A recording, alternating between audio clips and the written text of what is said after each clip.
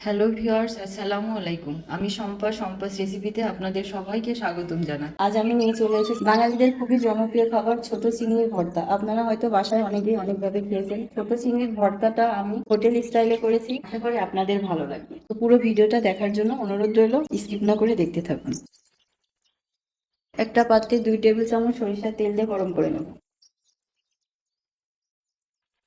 তেলটা গরম হয়ে গেলে দিয়ে দেবো হাফ চা চামচ কালো জিরা, 5-6টা কাঁচামরিচ, 6-7টা শুকনো মরিচ, দিয়ে দেবো 3-4টে রসুনের কোয়া, দিয়ে ভালোভাবে তেলের সাথে নেড়ে দেবো।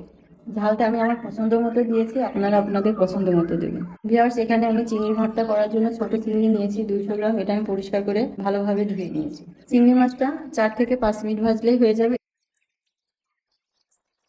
ভিউয়ার্স, আপনাদেরকে একটা জিনিস জানাই রাখি, অফ ক্যামেরায় এই রেসিপিটা তৈরি করতে আমার সময় লেগেছে 18 মিনিট। যারা খুবই ব্যস্ত সময় পার করছেন এবং মুখরোচক খাবারের জন্য সময় পাচ্ছে না, তাদের জন্য রেসিপিটা খুবই সুইটেবল।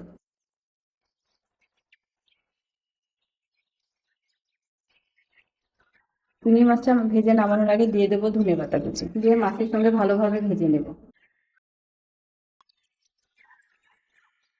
ধনেপাতাটা আপনারা আপনাদের স্বাদ অনুযায়ী দেবেন। ভিউয়ার্স, দেখতেই পাচ্ছেন মাছটা ভাজা হয়ে গেছে। এবার আমি একটা পাত্রে উঠিয়ে নেব। ভাজিটা রুম টেম্পারেচারে চলে আসলে আমি শিলনোড়ায় বেটে নেব। আপনারা চাইলে এটা ব্লেন্ডারও ব্লেন্ড করতে পারেন। শিলনোড়ায় বাটলে স্বাদটা অনেক বেশি পাওয়া যায়। ভিউয়ার্স, এখানে আমি মাছের সঙ্গে পেঁয়াজ ভাজিনি, এখানে আমি কাঁচা পেঁয়াজটাই দিয়েছি, কারণ কাঁচা পেঁয়াজটা দিলে ভালো একটা ফ্লেভার আসে। দিয়ে দেবো একটা পেঁয়াজ কুচি, দিয়ে দেবো স্বাদ মতো লবণ। লবণ দিয়ে পেঁয়াজটাকে ভালোভাবে মেখে নেব।